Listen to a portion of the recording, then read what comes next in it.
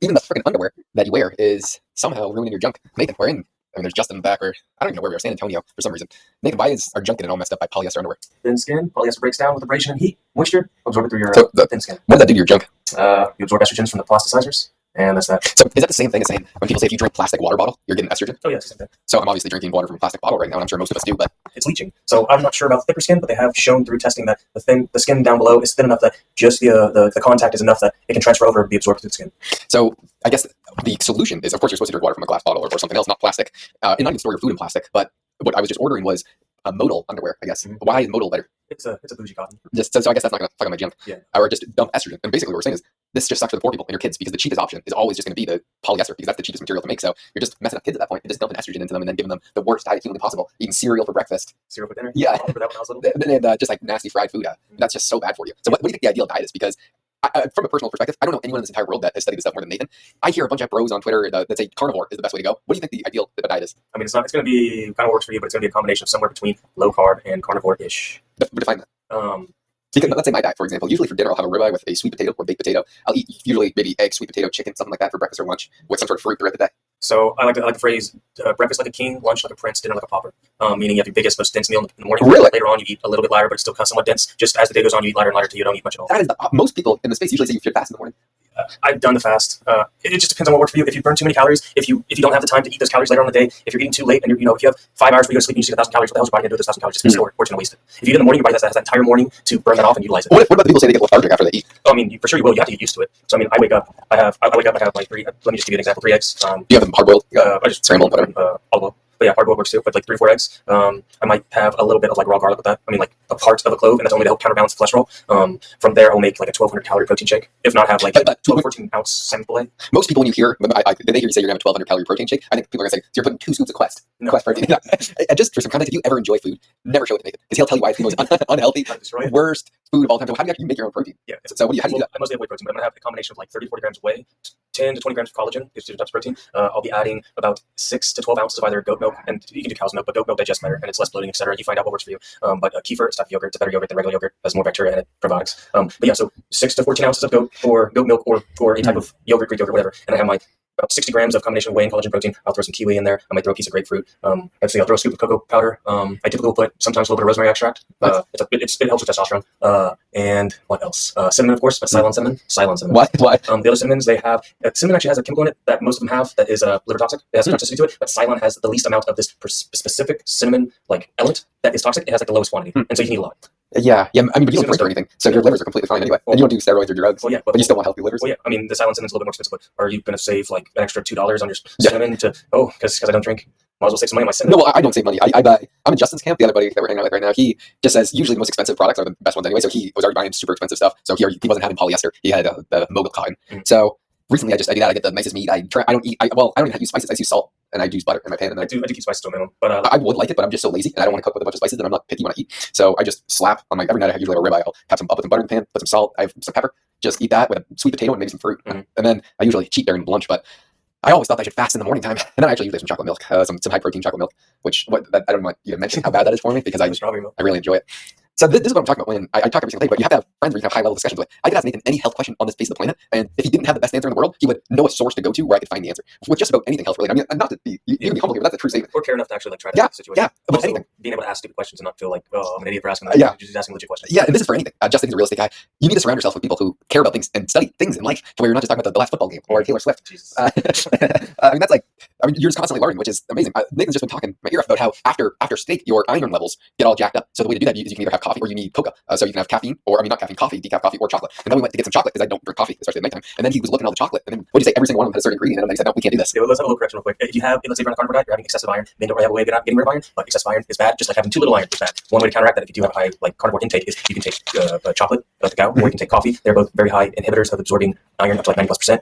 All this is not really bro science, but you can't quote me on all this, but it's very much in the ballpark. And then with the chocolate, if you can look up chocolate studies, like I think back in like 2017 or something, they did a study on like 140 different suppliers of different chocolates you can find on the shelves, and it was like 70% had excessive high levels of both cadmium.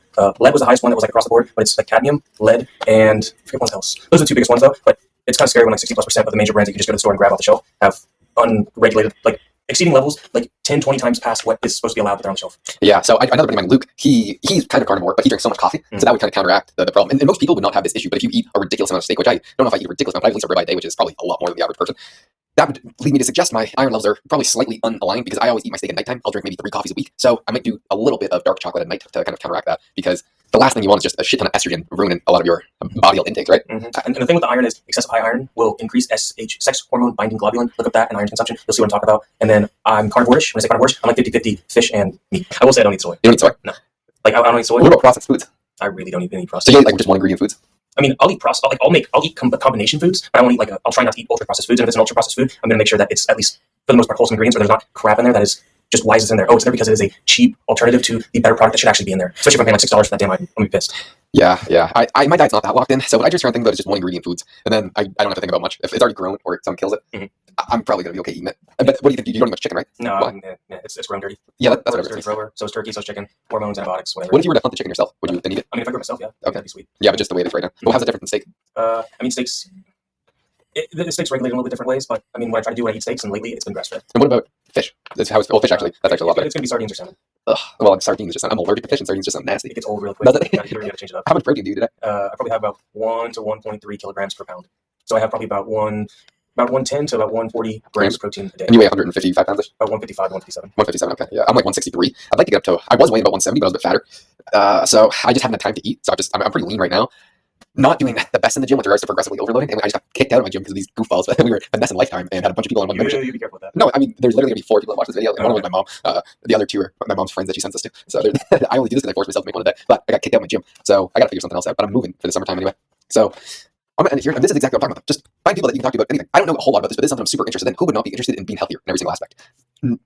I would hope nobody would not be interested in that. And Nathan's the guy. So it's all about the low-hanging fruit. Yeah. At least go for the low-hanging fruit. What's the low-hanging fruit then? Well, I mean, with fish, I mean, get wild caught. Well, what about if I'm allergic to fish? What's the low-hanging I mean, fruit? that really sucks because I really think you need to have omega-3s.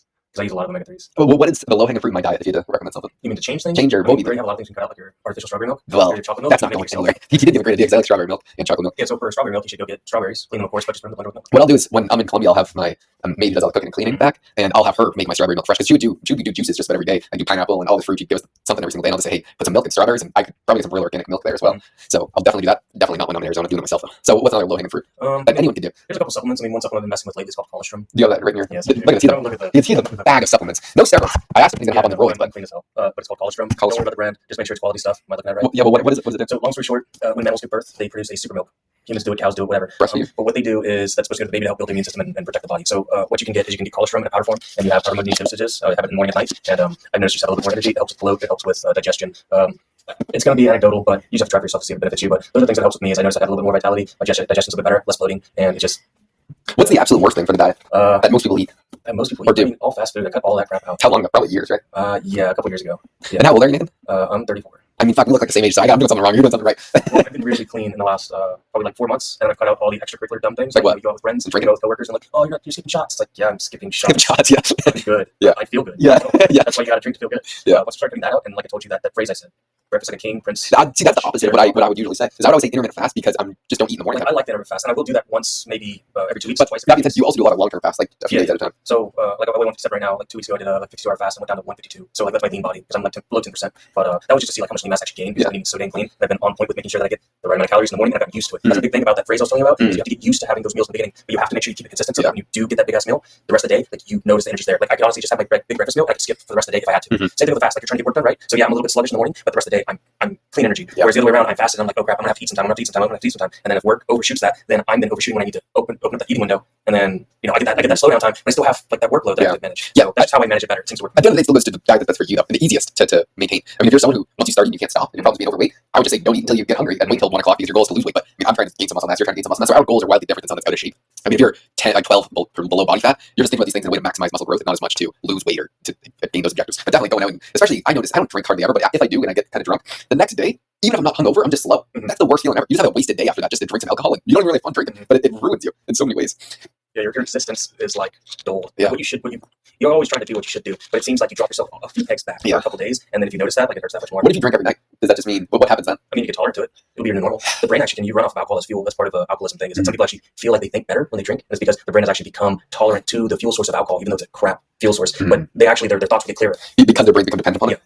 That means when you do get off it, Acetate. if you do stop drinking, that's when you see these real side effects because what your brain's searching for, you're not getting it anymore. Yeah, it's a multitude of things. Withdrawals, not only that, but also your brain's like, hey, where's the stuff that I liked that you gave me? And also dopamine came with it, and so do these other feel good stuffs. Can I have that, please? Yeah. How long do the side effects? I mean, that really sucks. Which is why I'm so scared of over accessing anything like that because your body gets reliant on things so quickly. If I drink every day for 3 weeks, that's not a long period of time in the scheme of things, even to a year. But you're going to be hooked on that pretty quickly, I assume, right? Oh yeah, like I said, we were issue with Adderall. I mean, yeah, for like a week every day, like you're gonna feel down for the next couple days. Yeah. So people listening to this are probably thinking, you must be a PhD doctor. What do you actually do? Oh, I'm self-taught. I work in construction. Yeah, so this is you're a construction roofer, and you just are starting your own business right now. Everything. No one would expect that. When we were just talking about this, where Justin, no one would expect he's a real estate guy if you get him on philosophy and history, just these really esoteric subjects that nobody cares about, but they're so fun to learn about. And same with macroeconomics. Me and Justin, we haven't gone back and forth in a while, but going over some really deep macroeconomic subjects, we don't even really work in that space because it's just fun to learn instead of doing that. I don't know what someone would be doing with their life. I honestly can't even rationalize it in my head. Yeah, I feel I like hurt inside if I'm not like learning to a certain degree. Something. Like Doing exploring like mentally like new things. Yeah. Before I make a crude joke, I'm gonna go. I'll see you guys. Peace. Thanks, Nathan.